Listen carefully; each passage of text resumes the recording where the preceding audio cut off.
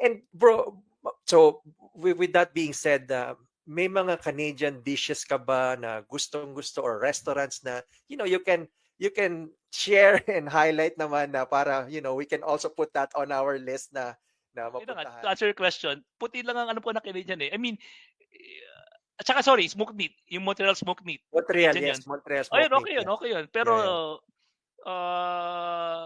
it's not like hinahanap-hanap namin. Like, kami Mhm, ng misis ko, kasi wala ning anak namin dito, nasa Montreal siya nag-aaral. mhm. Lumalabas kami, Kabalen, like, kailan ba yun? Dalawang 2 gigs, doon kami sa Kabalen. Doon, madalas kami sa Kabalen, mga Filipino food. Oo, oo. So, yun. And pagka syempre may mga kaibigan ka or mga um, coworker na from Yeah. diverse backgrounds, ano yung Filipino food na sinasabi mo na you guys should try this? Have you ever had an Actually experience na nakakatakot kasi ano eh, kasi ano, baka ma-turn off eh, mhm, right? Baka ma-turn off. Kaya ang ang very safe kami pagka inaano, ayaw namin sabihin dinuguan, pero gusto namin sabihin of course, dinuguan ng balut. of course. Pagka gano'n, lumpiang Shanghai muna, Oo, beginner ka yeah. eh, Yun yung mga safe, no? Lumpiang Pansit, Shanghai tsaka adobo, adobo, pansit. yun lang. Huwag mo sasabihin yung mga apretada, baka level 2 na yung apretada tsaka menudo, then advanced level yung dinuguan at balut, right? Yung mga extremes. Oo, You oo. know what's funny kasi naalala ko din, may na-meet akong client na Indonesian siya. And then sabi nga niya, you know what, you guys have that uh, cook with pork blood, yun yung dinuguan. Oo, I oo. love that, sabi niya. Pinupuntahan niya. And then, doon mo na lang i-brought up yung May kaibigan ako Polish eh. Polish, Polish, meron silang blood stew eh. blood stew. Nagustuhan niya yung dinuguan eh, yung Polish na kaibigan ko. Yeah, yeah. Yeah. So, very good, very good. So, just to recap, bro, kung may mga ano yung advice mo sa ating mga kababayan na I know yung life journey mo kasi is very interesting, from the beginning to what you have right now.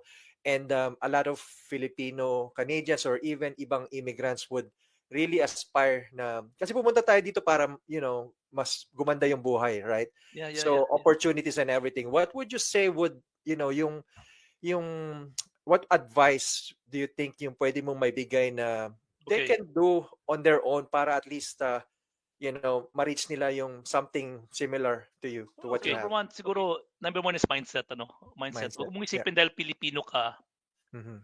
hanggang hanggang hanggang hanggang a certain level ka na lang, Mhm. right? Right? May mga kilala ko na dating factory worker, may kilala ko Mhm. na dating Mhm. pandesal delivery boy. Ngayon, ang dami-dami nilang lagpas 100 Yeah, ang properties. rental unit Yeah. sila, no?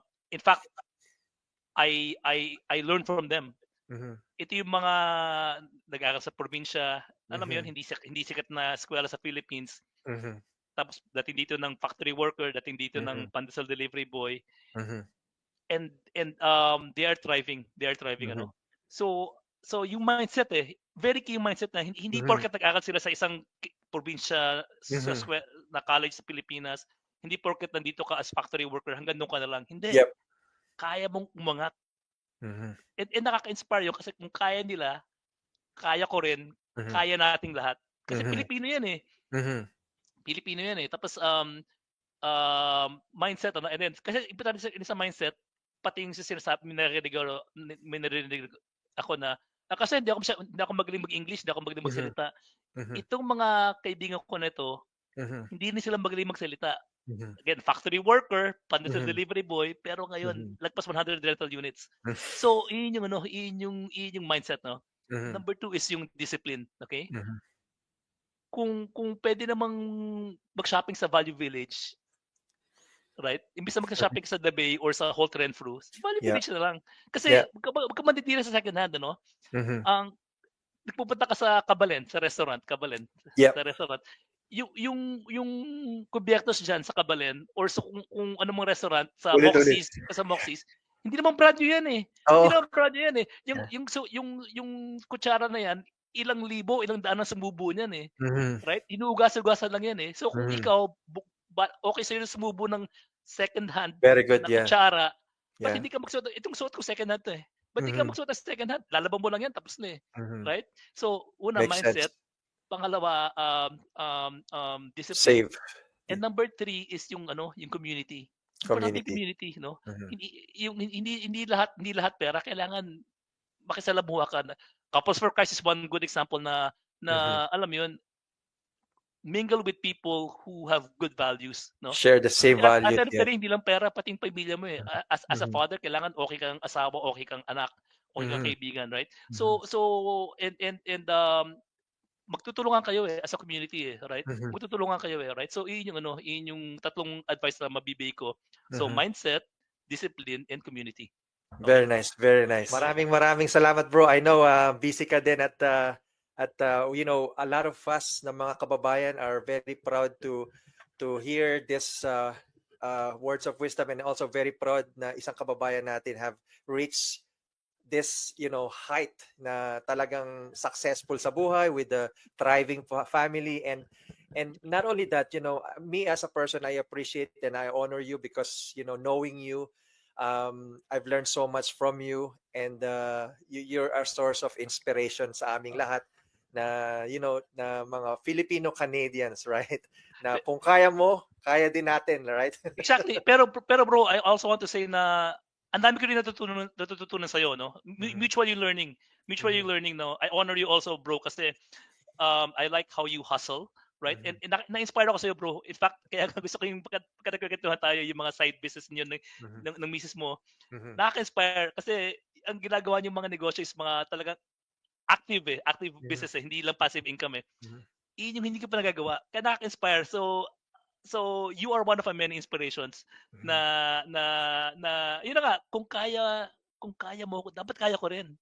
'Di ba? Kung kaya mo, dapat kaya ko Tama, rin. tama, bro. Kumbaga walang pumipigil sa atin 'no, Yes, yes. na at saka, yun ang ano, na na salamat sa inspiration, bro. Ang dami ko in fact yung ginagawa mong vlog, nakaka-inspire kasi parang, "Uy, okay 'to, Mhm. parang parang mukhang masarap gawin, right? Mhm. So kaya nga I want to pick I'll follow your lead here. I'll follow your lead, Sure, sure, bro. no? I'll follow your Anytime. lead. I'll follow your Yeah, lead. May mga ideas ako, pero there you hindi ganito, go. eh. May mga ideas ako na ano, pero down the road it's something I might end up doing. Pero I'm Very learning so good. much from you. Okay, I want to That's learn from good, you. bro. That's good, bro. Kasi Uh, we as a community can thrive when we have. I believe kasi na if you wanna go get into something, you need to find a mentor, right? Na yes, exactly. Exactly. who've already done Exactly. Exactly. what you wanna do, who kumbaga kung narating na niya yung gustong mong marating, and he also or she nagkaroon na sila ng mga mistakes na you don't Yes. need to make mistakes from. Exactly. Yes. Exactly. So, Exactly. maraming salamat, bro, and sa susunod ulit at Maraming salamat, yung mga kababayan natin na, you know, if you wanna get in touch kay bro Peewee, Peewee siya ang yun ang nickname namin sa Nickname, yes, kanya yes, na yes, yes. we know him Yes. as Peewee. Kay bro Luis, if you wanna get into the community sa Couples for Christ, if you wanna learn more about investing dito sa Canada, US, he's the guy to go to, at I'll put yung mga kanyang mga information sa Yes, show please. notes, Yes, please. and then, you Sure. know, he's a very generous guy in terms of Sure, sure. you know, time Kwentuhan and tayo, kwentuhan tayo. education. Whoever you Yes. are, kwentuhan tayo. Let's talk, usap tayo, no? Whoever, please feel free to reach out to All me, right. ano?